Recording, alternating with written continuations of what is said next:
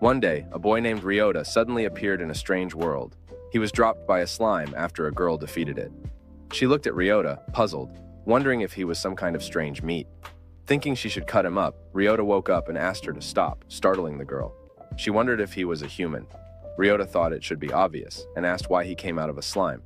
The girl explained that everything in her world comes from monster drops in dungeons. To show Ryota, she defeated another slime, and bean sprouts popped out. She said slimes on the first level of the Tallulah dungeon always drop bean sprouts. Ryota asked if this was how food was made here, and the girl confirmed it. She also explained that stronger monsters on higher levels drop different items, but she wasn't strong enough to go there yet. Ryota was confused and asked if they were in Japan, but the girl didn't know what Japan was. She kept defeating slimes, and Ryota wondered why she didn't fight other monsters. The girl said slimes were the only monsters on the first level, and she needed to level up more to go higher. She then showed Ryota her status board, which displayed her strength, health, and drop stats. It reminded Ryota of a video game. Curious about his own stats, Ryota checked and found his level was stuck at 1, and his abilities were very low. The girl was surprised by his S-rank drop stat, which was a very rare and high rank, even though his other stats were poor. Ryota asked for a weapon, and the girl lent him a heavy hammer, but he couldn't lift it. She then gave him a bamboo spear, which was lighter. Armed with the spear, Ryota fought a slime. After some struggle, he defeated it, and it dropped a lot of bean sprouts, more than the girl had ever seen. Ryota's stomach growled, so the girl cooked a meal with the bean sprouts. As he ate, Ryota felt the warm food was like a good snack for beer. The girl said she couldn't afford liquor and offered him some soup instead. Ryota felt emotional because he hadn't eaten warm food in a long time. He remembered his old life, where he worked late every night, eating cold convenience store food and often falling ill. The girl hugged him, saying that hard work would eventually be rewarded, even if it took time. This comforted Ryota, and he decided to find a place to stay. The girl told him there was a town outside the dungeon where he could get a room. She dreamed of having her own apartment someday, but had to stay in the dungeon for now because she didn't earn much from her drops. She gave Ryota the bamboo spear to keep. In town, Ryota sold the bean sprouts for 200 pilos, the local money, but found out he needed 2,000 pilos for a night's stay. He returned to the dungeon, fought more slimes, and after 3 days, managed to rent a small house. He brought the girl, Emily, to the house and gave her the key as a thank you for her kindness. Emily was amazed and asked Ryota to stay with her, which he agreed to. At the guild, Ryota exchanged more bean sprouts for money and heard about a new dungeon called Nihonium. Curious, he decided to explore it. Inside, he encountered a strong skeleton. After a tough battle, he defeated it, and the skeleton dropped a seed that increased Ryota's health points, HP. Excited by this discovery, Ryota continued defeating skeletons, finding that only he could pick up the seeds they dropped, which kept increasing his HP. Emily was impressed by how Ryota got stronger without leveling up. Ryota figured Nihonium was special for people with S-rank drop stats like him.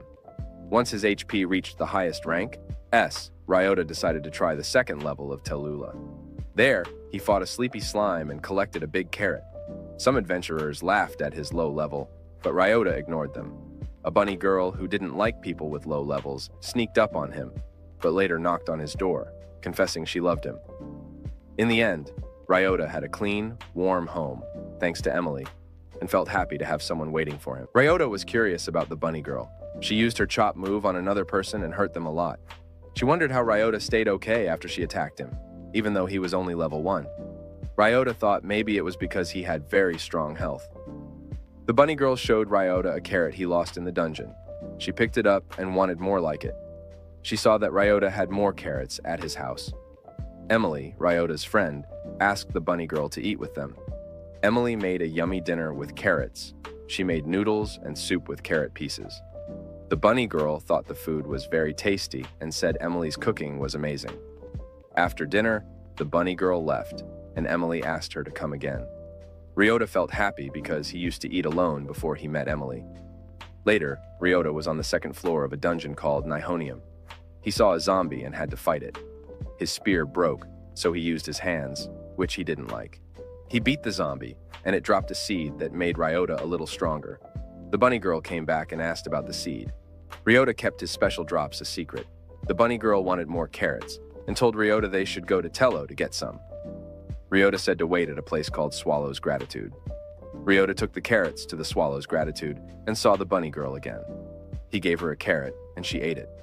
People were surprised that Ryota had carrots she liked. Urza, another adventurer, offered to buy the carrots for a lot of money because the bunny girl, Eve, liked them. Eve is famous and strong and loves good carrots.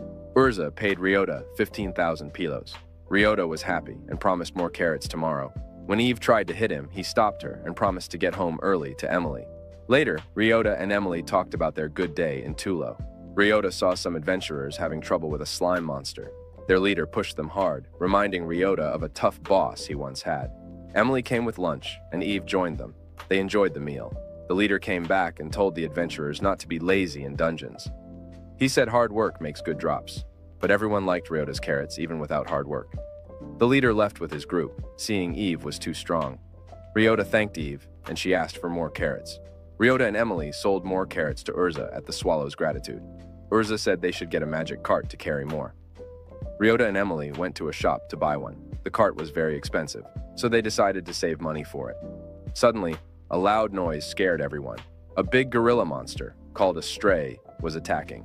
Emily said these monsters don't drop anything, so people avoid them. Ryota saw the shopkeeper and his daughter running.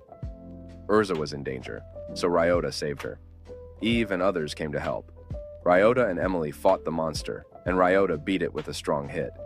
People thanked Ryota, making him feel proud. He and Emily found that the gorilla dropped something special. After Ryota beat a big gorilla monster, he found a strange gun that it dropped. He was curious because gorillas shouldn't have guns in his world. Ryota's powers got stronger from special seeds in a place called Nihonium. He used his new gun on the second level of Nihonium to fight monsters. It worked well, but Ryota worried about running out of bullets and decided to save them. Ryota helped his friend Emily fight some sleepy slimes. After the fight, they had lunch. Emily thought Ryota's gun was really cool.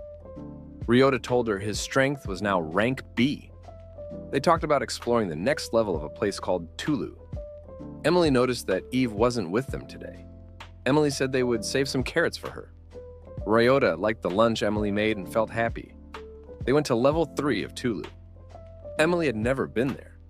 She said the monsters, called cockroach slimes, dropped pumpkins. Ryota thought they looked like cockroaches and might scare girls. Emily smashed the cockroach slimes with her hammer. Ryota used his gun carefully to beat them. The pumpkins were big, but they couldn't carry them all. Just then, Eve showed up for carrots, and Ryota felt relieved. They took the pumpkins outside to sell them. Ryota noticed some were ruined, maybe by animals. Emily got angry when they found cockroach slimes inside the pumpkins. Ryota used his gun to get rid of them, but ran out of bullets. Then he used his slippers to squash the rest. Emily apologized for getting so mad. Ryota said it wasn't her fault. Their friend Urza explained that monsters could appear as strays if they leave items behind in empty places. Ryota tried to take seeds from Nihonium outside, but they vanished when he touched them. He hoped something interesting would happen, but it didn't work. Later, Ryota met Emily to hunt for more supplies.